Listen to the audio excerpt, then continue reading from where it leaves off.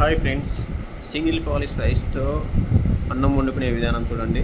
ఫస్ట్గా single polish rice తీసుకోవాలి. ఒక కప్పు రైస్కి 3 కప్పుల వాటర్ తోడు చేయండి. 3 కప్పుల వాటర్ పోసిన తర్వాత మామూలుగా కుక్కర్లో వండే వాళ్ళైతే ఒక 30 మినిట్స్ రైస్ని నానబెట్టాలి. అదే స్టవ్ మీద వండే వాళ్ళైతే ఒక 1 అవర్ ఆ రైస్ని బాగా నానబెట్టాలి. అలా నానబెడితేనే ఆ రైస్లో ఉండే ఇంగ్రీడియంట్స్ అన్నీ మనకు పడతాయండి.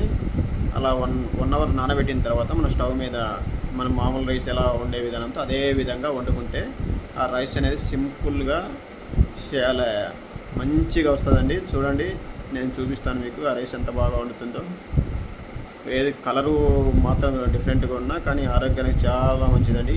ఇది దుంపుడు బియ్యం రైస్ అంటాం దీన్ని. సింగిల్ పాలిష్ రైస్ మంచి పోషకాలు ఉన్న రైస్ అండి. మంచి ఏదైనా సాంబార్, పప్పు, ఏదైనా గ్రేవీ ఉండే కర్రీల్లో ఈ రైస్ చాలా టేస్టీగా ఉంటుంది.